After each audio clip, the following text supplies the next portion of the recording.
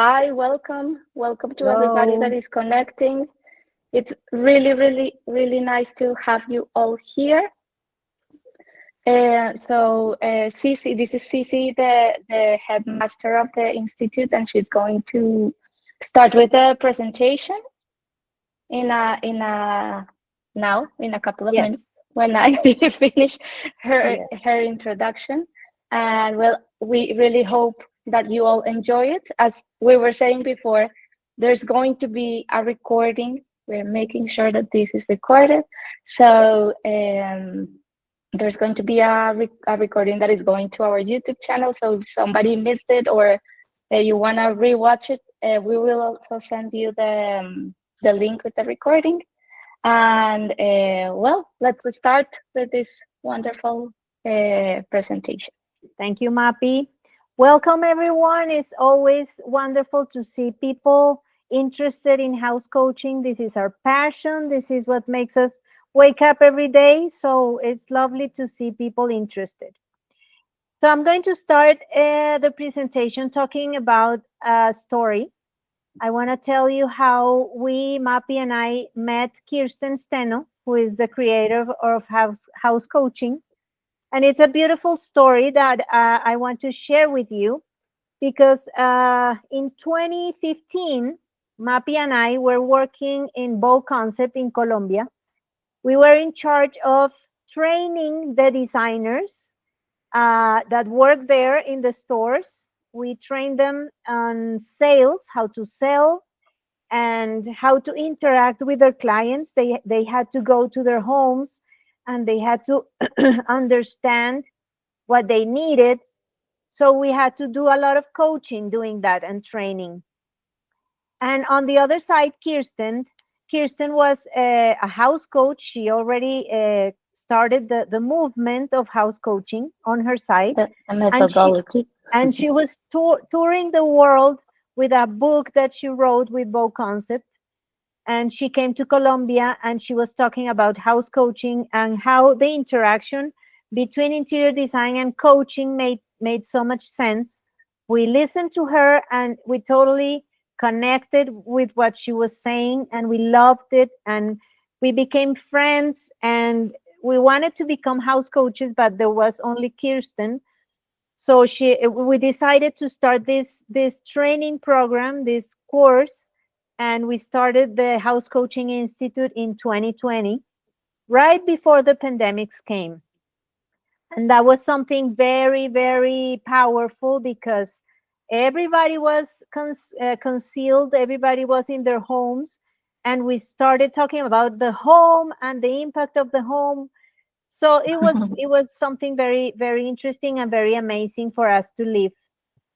That's the way we met, and we started the House Coaching Institute.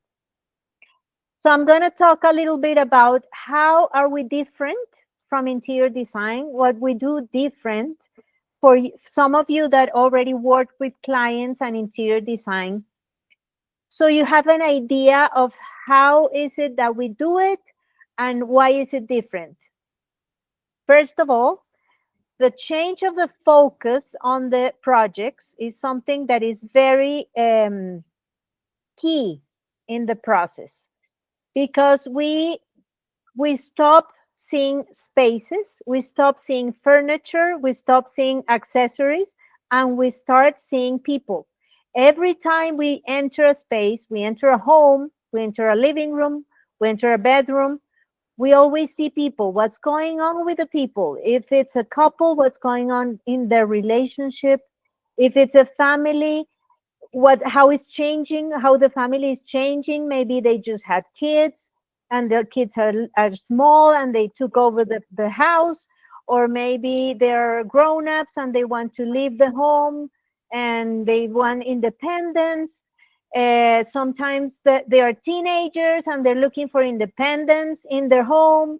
So we see that we stop seeing spaces. We don't see spaces anymore. We just see people and what's going on with them. Next. So what we focus on is on the needs of the people, because we already know that is the people that we care. What we care about is what's going on with them. So we talk about needs. We don't talk about only about furniture or space. We talk about needs and people.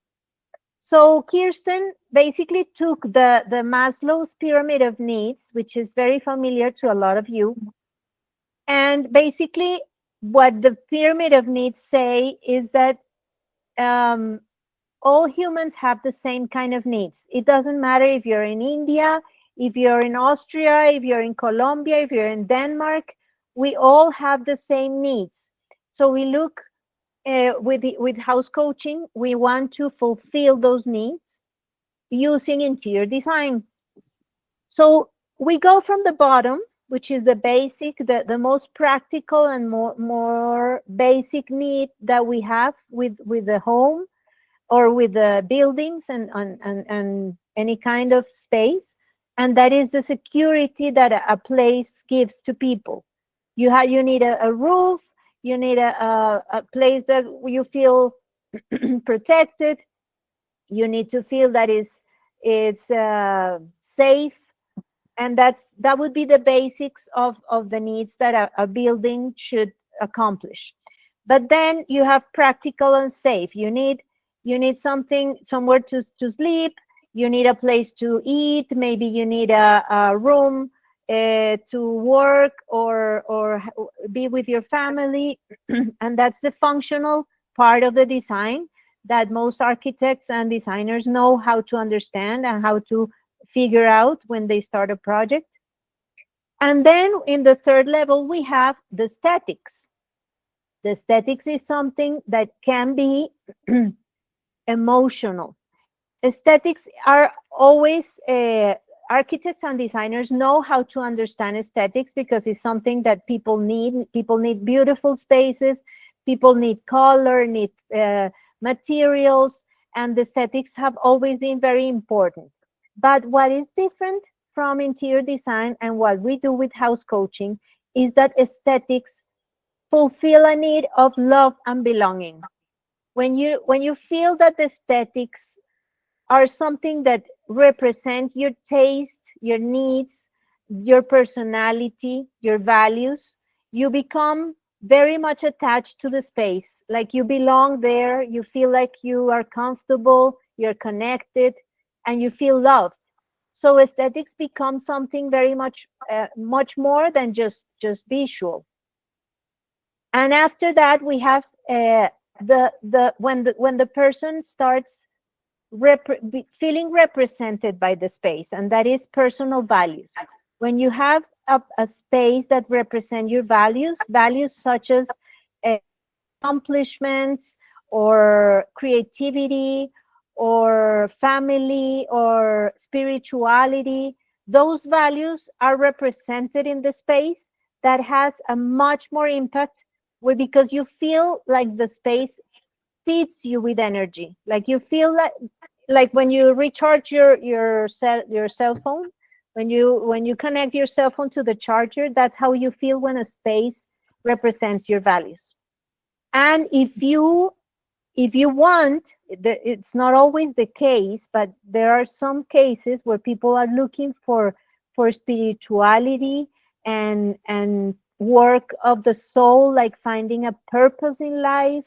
When they are looking to be fulfilled in their purpose, we can also help them with house coaching because we go as far as working with your soul. That's how far we can go with house coaching.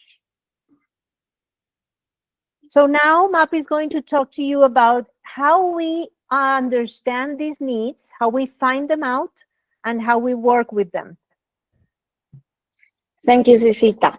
Well, as Cici was explaining before, there are different levels of needs. And in house coach, well, we kind of go up the pyramid, no? And then at the top, it's what we call house coaching, but it is built in a foundation that we need to address first in order to get there.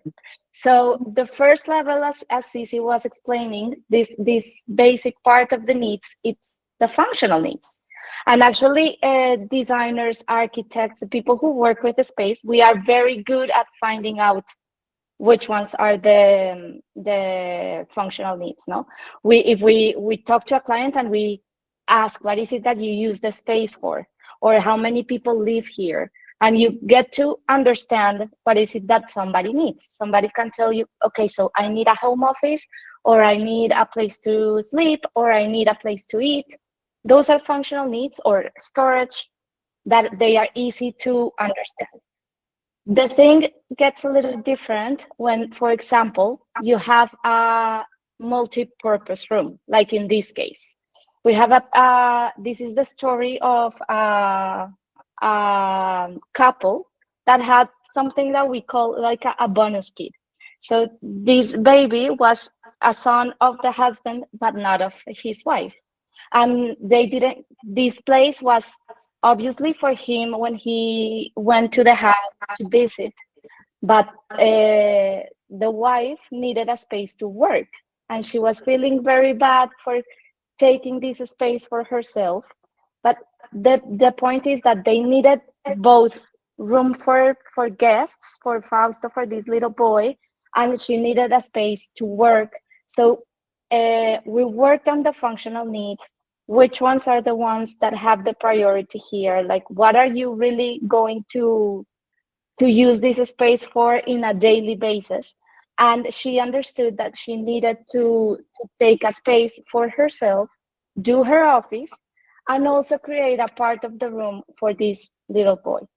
And if, for example, she was feeling very bad at the beginning for doing that, but you need to work on the emotional part so that she understands that having a space for herself is also good for everybody in the family and for the people that are going to be there. We normally share the space with different people. For example, if there's a couple or there's a family, they all have different functional needs, and the space needs to answer to these functional needs of everybody that is going to use that space as well. So we need to do a little deeper digging into what is it that the space is really used for, in order to really get right these functional needs. Something that I wanted to add here, Mappy, is that before we did the work with this space and this person, Yes, the thing that it wasn't the purpose was not clear with the room. It became a storage room. It was very, very cluttered, and it didn't have absolutely. like, you didn't feel like it belonged to anyone, and it was a mess before that. Yes, and that happens when the needs are not clear, and that happens also when the purpose is not clear, and we're gonna talk about that a little bit further. But you're totally right. You could see, like, this was a space of nobody, because Caro, she wasn't able to claim that space for herself, and it wasn't also a good space for the little boy, because it was just clutter and clutter and clutter, because it was nobody's land. And the people here who are designers and architects for sure have seen a lot of spaces that they don't know why, but they are like kind of abandoned in the house. That's because there are personal things that are going on that we need to address in order to do the design afterwards. So yeah, you're totally right. It's too bad that we don't have the picture here, but for the next time we will put the picture of the before as well. I was going to say something. If you have any questions, you can also write them in the chat, and maybe Cici can check it if you have any questions, or just raise your hand or something, because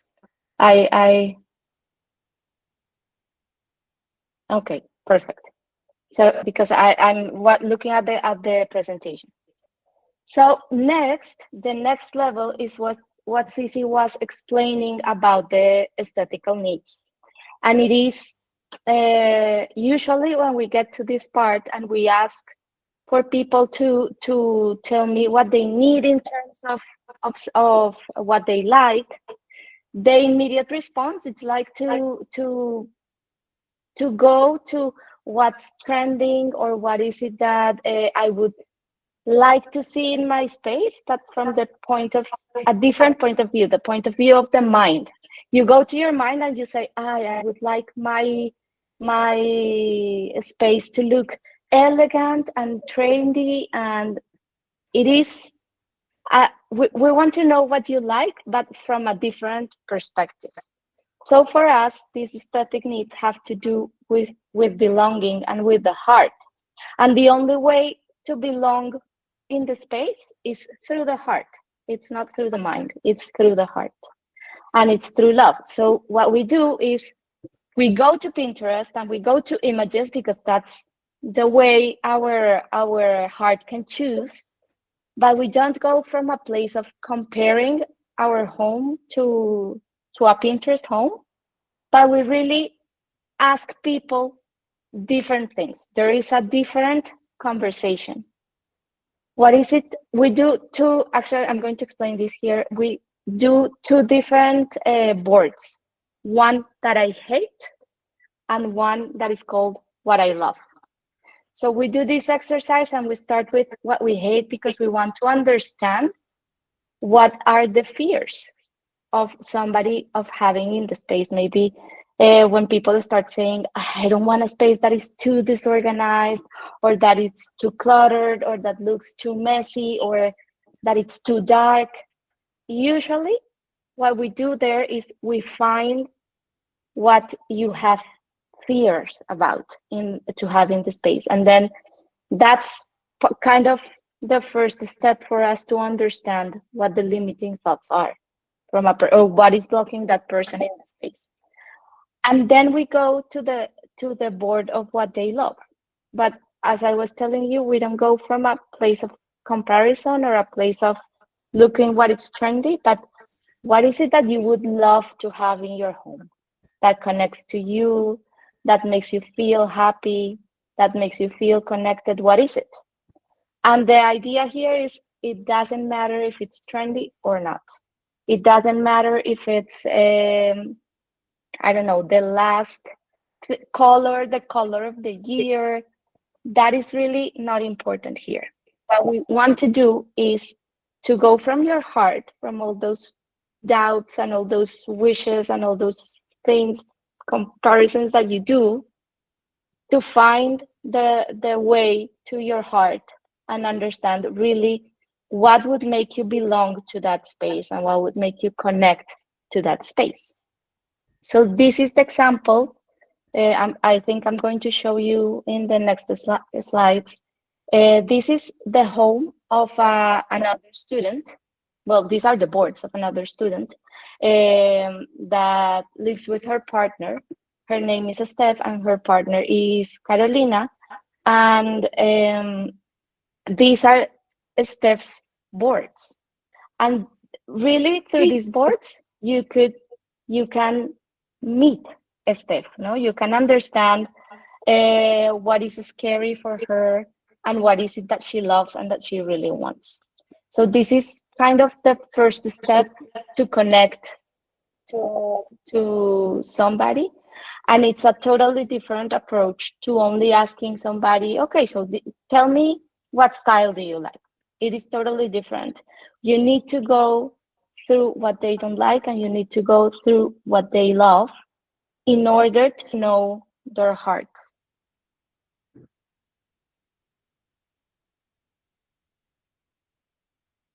And the next level, the final level, let's see, the one that is on top that Cici was talking about, is the emotional needs. And an example here, we're not talking anymore about colors or light or feeling calm or having a space that makes you feel. No, this is more about what is it that your space is going to help you with. And what it's going to help us with is our emotional needs. And emotional needs can vary from a great range of things. So it can be with your self-esteem. It can be that your emotional need is to change the dynamics with your husband. It can be that your emotional need is to improve your relationship with your children. It can be that you need to unlock your creativity. It can be that you feel that you're feeling judged and that you don't want to feel judged anymore. It can be many things, and it can be very deep. So there are different methodologies that we use to find the emotional needs. And Cici is going to talk about the limiting thoughts and what we do to find them farther in the presentation. But what I want you to understand here is that those emotional needs give us a purpose of the space. And that purpose, it's a guidance. So this purpose, as you can see here, every person that lives in that space has a different purpose. In this case, it's a couple. So Caro has one purpose. She wanted to feel that she belonged to the space, that she could feel comfortable being herself, that she could feel grounded, connected, that everything had a special meaning. And Steph wanted to feel creative, to unlock her creativity. She wanted to feel that she wasn't going to be judged. And they had also a purpose together. We want a living room and dining room to connect with ourselves, each other, and with our friends and family from a genuine place of love. So that is absolutely more deep. It's more profound than just simply giving them a normal dining room and living room. So we will show you pictures also of what they did a little bit afterwards. That, just a second. This is there. Actually, it's here. So great. So this is, if you see to the right, like the pictures, the three pictures that we have on the right, this is Caro and Steph's space. So they have a place where, for example, for Caro, it was very important to sit on the floor. And we found these cushions with the kind of fabric that they wanted to sit on the floor. She's very spiritual, and we have also her stones of energy also in the space. For Steph, it was very important to have things that were creative and personal. So she made herself the lamps on top of, we don't have them here, but the lamps that were on top of the dining room, she created them with her hands. She took these pictures that are on top of the table. She took these pictures down in a river. She also likes photography, so she put them there as an artistic expression, and for her to, as a reminder that she can be creative in that space. So it becomes very meaningful. Everything that you put in the space becomes very meaningful. And it doesn't mean that a space that is not personal cannot be beautiful. It can be beautiful, but only when you do a space personal and meaningful, that's when people connect. Because I've seen so many times spaces that are beautiful, amazing, they look like out of a magazine, but people are definitely not connected in their spaces. So this is an example of the difference that it makes to have a space that is personal, that has a purpose, that is meaningful, and that reaches that top part of the pyramid. Okay, so another thing that makes us different, and this is the part where the coaching, Astrid, she's joining us, and she was asking if we could talk about the limiting thoughts. So this is the part where we talk about the limiting thoughts. This is where the coaching comes in, and if some of you know about coaching, basically we work with limiting thoughts. What are limiting thoughts? Limiting thoughts are beliefs that I have that keep me from having the result that I would like to have. in any part of life. And here we talk about interior design and the space. So what are those limiting thoughts that we usually see in people? Is things like, for instance, this place is rented, so why bother spending any money and time on this space if I'm going to move? I don't know anything about design. This is not my forever home, so I don't really want to invest. If I show the colors that I like, maybe I'm going to look bad and people will judge me. Sometimes it's about relationships, and if I don't make a decision because my husband doesn't like this, and everything I suggest he doesn't like.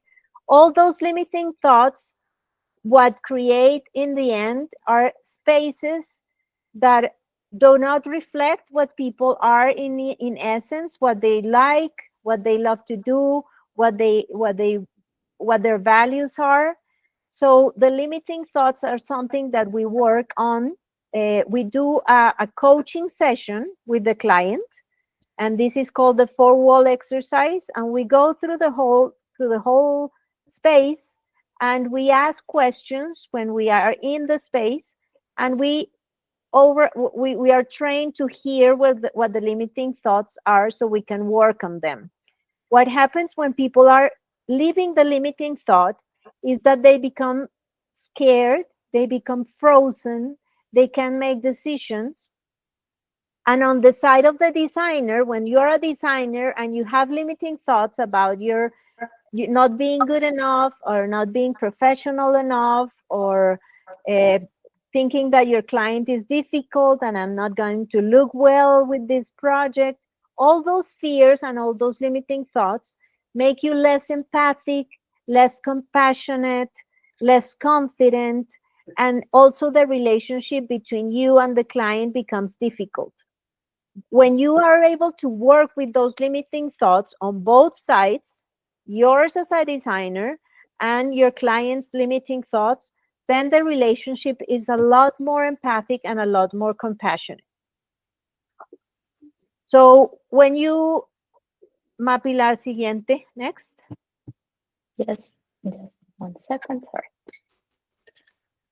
This is the story of a designer. She's an interior designer. She's a very creative person, and this was her living room.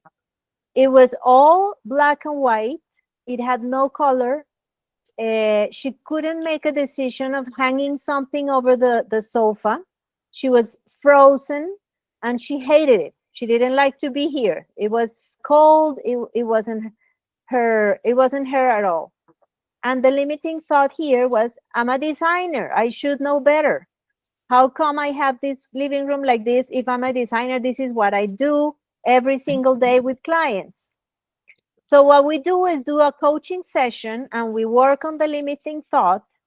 And when the limiting thought changes and disappears, she became creative, she became confident, she became happier, and she could make decisions. Next, Mappy.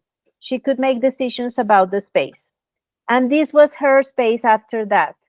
She was able to paint a wall, a green. She had a poster that was black and white, and she decided to paint it herself. So she took down the poster and painted it with colors. She added plants. And you can see that it's the same furniture, the same space, the same distribution. But here you can see her values, you can see her creativity. This is what we call creative freedom. When someone changes her limiting thoughts and start thinking, and this is her new thought was, knowing more as a designer doesn't mean creating a perfect space, but making people happier. She was so focused on being perfect as a designer that she wasn't free on making decisions on her own space. Next. And this is another case. She's Alexandra. She lives in Poland, and she used to be a lawyer. She became a lawyer because all her family were lawyers, and she kind of did it out of like she had to. She didn't even think about what she wanted. And now she became an interior designer. She wanted to be creative, and she wanted to do things different with her career. She wanted to change career, and this was her study. It was full of boxes with books and papers and things from her past, from her when she used to work as a lawyer. And she felt very, very heavy. Her limiting thought was, I wasted all these years of my legal studies and training and working in my notarial office. She felt very heavy, and she didn't feel like moving boxes or going through the stuff or doing anything. She was totally frozen. So we worked on the limiting thought, and she started to understand that what was going on with her was simply a belief, a limiting thought that was making her scared and tired. And next, this is what she started doing. She started painting her walls. She felt a lot more lighter. Her new thought was, studying law gave me general knowledge, taught me how to study faster. It was an opportunity to gain experience in conducting a small business and gather some savings to start a new one. So with this new thought, she started feeling lighter, happier. She was active. She took action. She bought some furniture. She organized all the books that she wanted to keep as a memory of her life as a lawyer. She kept some of the books. So the energy, you can see the energy when people change their limiting thoughts to something that liberates them. It's like you put energy into people when they do that. It's something very, very refreshing to see. Next. Tisita, sorry. No, I wanted to say something. Mm-hmm. To say something before we watch the video. And when you were talking about the limiting thoughts, when we enter a space as house coaches, what we train for, we don't see anymore just a disorganized space, or we see, this is lacking a little bit of color, or yes, of course we see that, but we already know that always behind clutter, a space that is unfinished, a space that is kind of abandoned, by somebody, or a space that is disorganized.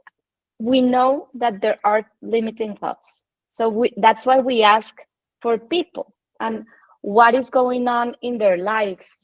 And then we understand how is it that those limiting thoughts always reflect on the space. Always reflect on the space. So seeing these two cases that Cici was talking about is just two of so many, because we always see the limiting thoughts like that reflecting on the space. Thank you. So I was talking about Kirsten, who is our mentor, the creator of House Coaching, and she was an interior designer for many years in Denmark.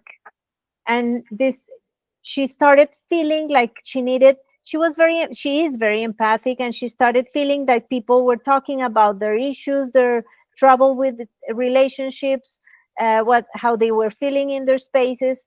And this is how she introduced the purpose concept on the interior design projects. And this is a video where she explains how different it is when you work with purpose or without purpose. Oh, yeah.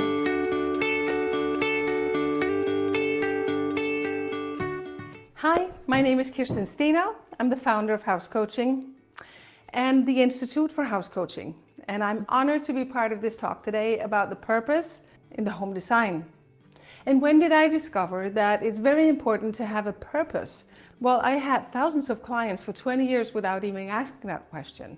But when I studied life coaching and added that to my interior design service, it became obvious that if we don't know what the purpose of the room is, how can we decorate it accordingly? I want to gather my family here. I want to find peace here. I want to connect with my soul here. I want to feel love here, loving memories of vacations we've been on, honoring all the beautiful travels we had to beautiful places around the world. Once I know as a house coach that what the purpose of the room is, and when people do their homework, give me Pinterest images of what they dislike and what they love, and also the 6 happy memories in their life, I have that combination. I know instinctively where to go, and it connects me with my clients on a much deeper level, because I want them to have better lives. I want them to have all their needs as human beings being met by the decors of the room.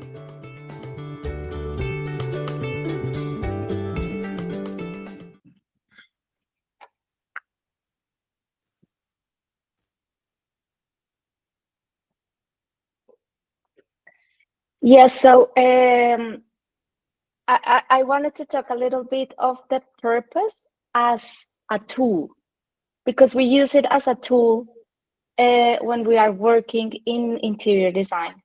And that means that the purpose for us in the design process becomes very important, because we need to understand what is it in order to make it a filter of what goes into the space.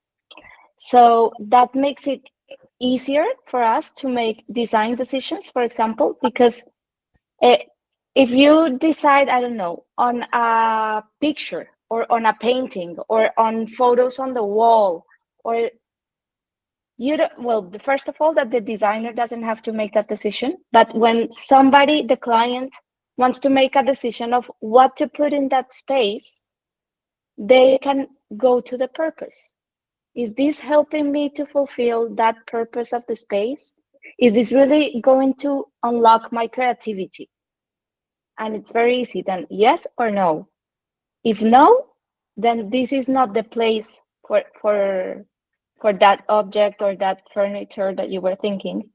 You need to go through the purpose to see if there is if this piece of furniture or this object or this painting belongs in this space, and this makes it much more easier.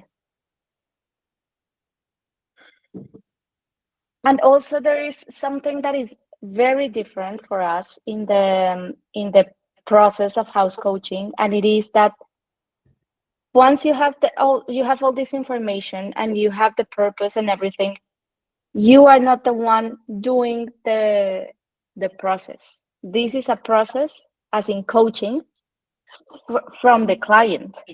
I cannot decide for my client what kind of pictures he wants to put there, because they have to be meaningful to him or to her. And that's what I wanted to show you a little bit here. I told you that I was going to show you details of the space of Stephanie and Caro. And if you see on the top right, this is the place where she took those pictures, and they are meaningful to her, to Steph. So I wouldn't be able, as her designer, to choose this for her. This has to be her decision, and it has to come from her and her creativity. Also here, the poofs or the ottomans to be able to sit on the floor for Caro, she shows them. She was the one who chose the fabrics. She was the one who decided how she wanted them to be.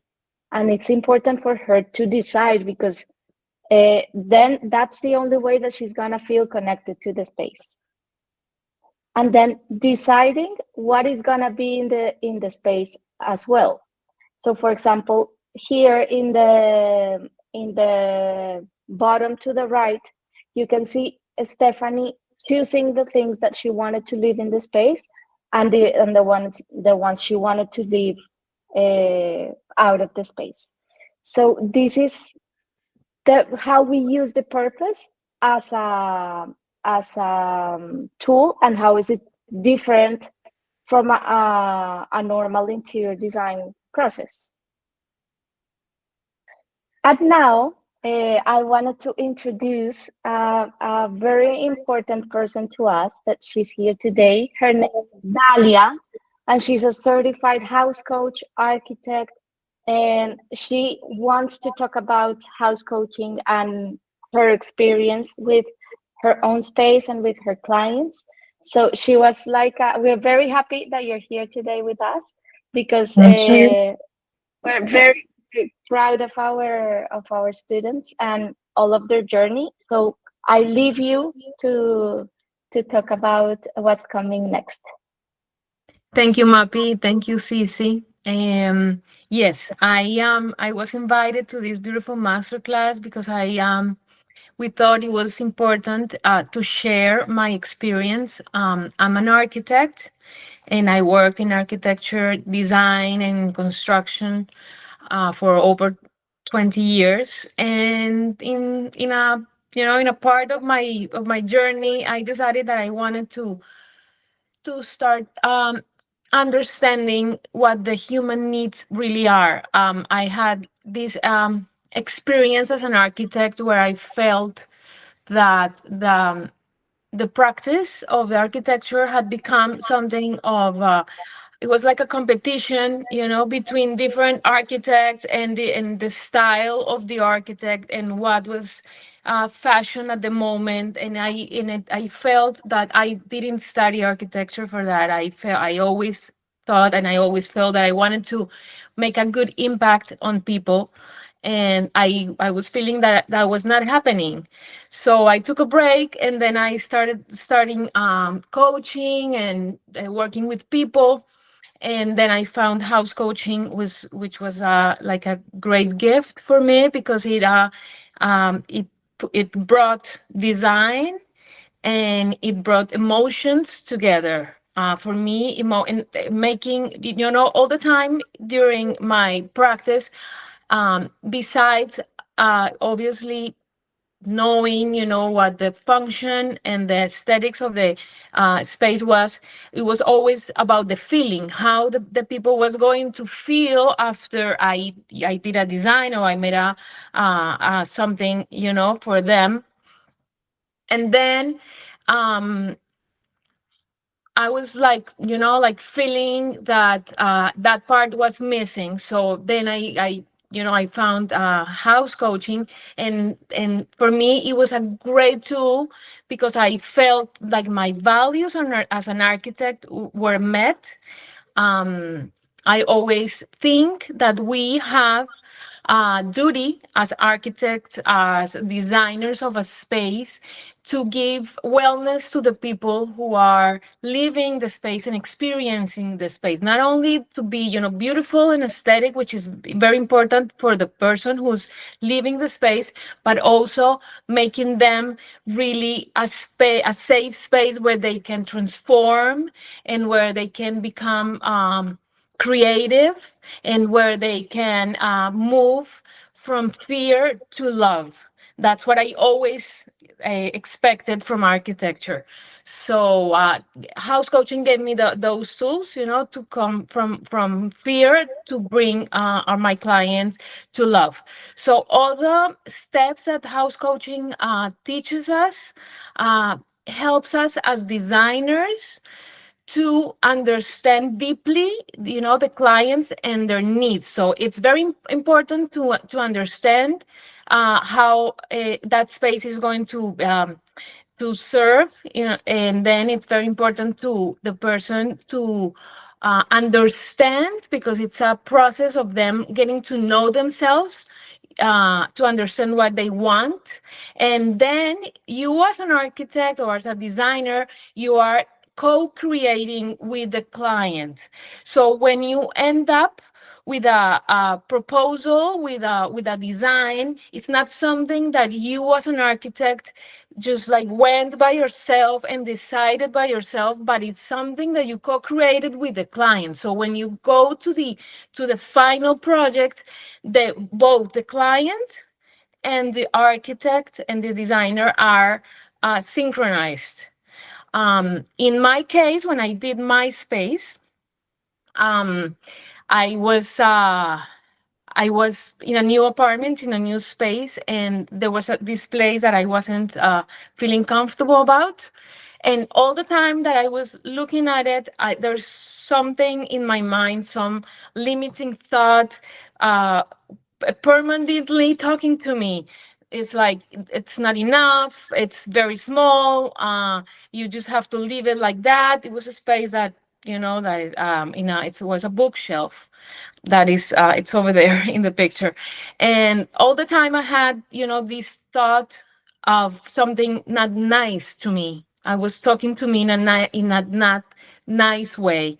So I used house coaching to move from frozen to action. I was able to get through something that it was inside of me that I hadn't recognized, and it showed up as a beautiful design that has a coherence, that has harmony. Um, I was like totally into the process, and that made that space very authentic. I was able to put all my symbols, my colors, my memories, that what was important for me. I was able to put them out in the space, and it was a reflection not of what was fashion or what was in the stores, or what it was something that represented me, and my interior space was able to come out. So that's what happens when you do house coaching. Then when I work with clients, so we go through the same process. We understand the limiting thoughts. We understand what's good, what is something that they like, what they don't like, and then you end up with a space that surrounds the person in something that's coherent for them. So they bring them to a space of love, a space of authenticity, and you as a designer, you don't then have these conflicts with the client, because you have done the work together. So we all are on the same page. We all know what we're looking for. We understand what's the limiting belief, how we are going to transform it, how that transformation is going to show in the space. And so it's a beautiful process, and it helps us a lot as designers not to get drained by the fact that we do our job, and then the client is not involved, and then the client is all the time changing opinions, and then it really drains us, because it's changing the aesthetics, changing the colors, changing that, because they don't know where they're going. In house coaching, we co-create, as I said, and then we all know where we're going. So the client is able to be a very active part of the process. So it doesn't, it's like a horizontal relationship with the client. It's like we both work on it. They give what their needs, and we give our expertise, and it comes together, and then it's you create a space that actually does what I feel is the most important thing that I want to create in architecture, which is bringing a space of love, a space of creativity, of intuition, putting the people that are experiencing the space in a space of love. So that's what I feel, that our house coaching is a great tool for that. Here is yes, the process, and then I went and bought some plants, and that was a decluttering, because that's also a very important part, the decluttering, understanding what is it that I need and what is it that I don't need. Because like in life, we also sometimes we keep relationships, or we keep thoughts or attitudes that are not needed, and they're not giving us some things, but they're like draining. So that's part of what you do outside in the space, is something that you're working inside too. So it becomes unity. at the end, I had my bookshelf. It was, as you see, it's a small space. It's that, I mean, you can do house coaching everywhere in your house or office, but also you can do it in a small place. I did it in a small space, and you don't need to understand what's going on there, but when you are coherent with the objects that you pick and that you select, and you know where you're going, and you have a something clear where you're going to, then it's very easy to bring all the things together, and then it ends up looking very nice, even though you don't understand what the story is behind it. But because it's designed and it's made on coherence, it's going to end up being harmonious, and you feel it, even though you maybe don't know what it is about. I do know what it is about, so it reminds me all the time that I began from a limiting thought of it is not enough. It was talking about me. I am not enough. And then it end up being a space that has plenty of space for everything, even more space that I used to think it had, and I have more things there that I even had before that. But they are now, they every time I look at it, and I look at what I was able to make out of it, I remember, it reminds me that I am enough, and that I can do good things, with the small things that you have, you can make great things. So it's something that is there all the time, and it's reminding me of what the process was, and it becomes a love story, as Kirsten tells us. Yeah, that's so nice. Sisita, Sí. I wanted to give space for questions, because in the chat Astrid was asking something very important. Mm-hmm. Is there any shopping advice, either for furniture or decorative items like light fixtures, shades, or wall panels, during the coaching session, or the focus is exclusively on the emotional aspect? Mm-hmm. Okay, so the process is like this. You already know the needs, you already know the functional needs, you already know the aesthetic needs, and you already know the emotional needs. So you do a design with all those needs on your mind. You do a design in a way that all those needs are being fulfilled, and you can suggest some shopping list according to that. But what it's very important, even if you as a designer suggest some shopping list, or if it's the client that goes out shopping on stores, the most important part is that we already know which needs we are fulfilling. So making decisions for shopping becomes very, very easy. The client can even go by themselves, and they can decide because they have clear, like a compass. They already know what functional, what aesthetic, and what emotional needs they need to fulfill.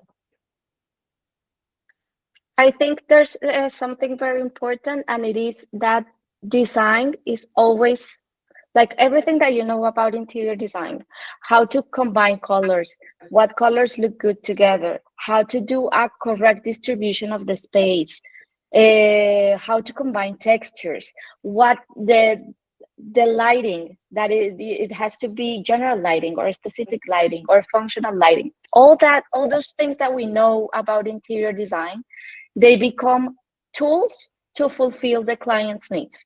It doesn't mean that you're not going to help your client if they want to feel a space that is super cozy and that wants to, but you know what kind of lighting to use, and you can help them decide and help them understand how is it that this light is going to look. But you are in service of the client of your need, of the needs of your client. That's the main difference. It's not that you put a light because I think a light is gonna look here very nice and it's going to fill the space. That's not the criteria to decide anymore. The criteria to decide is always the needs of the client, and in a very deep level. I hope that answers your questions. And anybody? Well, I was actually now, Astrid, that you asked about that. We have a course. Let me show you, because I pass it to answer Luciana, Astrid's question. And it is that we have an interior design course with this focus. It's called Interior Design Focused on Human Needs. And what we do there is we teach these basic tools of interior design, but focusing on the needs of our clients. That's the main difference. It's not that you don't need to know any more about lights and colors and materials and how to find them, combine them. All those things are still relevant because that's interior design, but we use them in a different way. We add the personal part. We add that part of understanding deeply the needs of our clients to use design to fulfill them. And then this is the interior design course. And then we have the house coaching certification that is for people who already have this expertise in interior design, are designers or architects or have worked with interior design before, and they want to learn the other part. How to learn how to listen, how to do coaching, how to coach limiting thoughts and change them, find them. That's the other part. And we do that with the house coach certification. So we know that these two approaches are different, and that's why we have two separate courses for that. but yes, of course, interior design and everything that we know about interior design is very important, is very useful, and what we try to do is to build on top of that. Wonderful. Do you have any more questions? Anything else that you would like to ask us, that you would like to know? We have maybe a couple of minutes.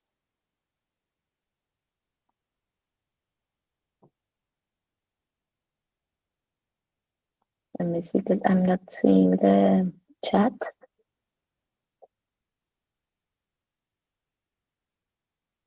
Okay, so no, it's Luciana saying thank you. Well, if you have any more questions, you can always contact us in the Institute. This is the information if you want to contact us. And today, I really wanted to thank Cici and Dalia for giving us these very valuable insights about house coaching. And if you want to contact us with more questions, you can do that anytime. This is our email. This is our Instagram account. So you can always contact us. And for the people who connected, as you saw in the email, there's a special gift. So we will send all that information to your emails. And thank you very much for connecting and participating today. Thank you. Thank you. Thank you all. See you next time. See you next time.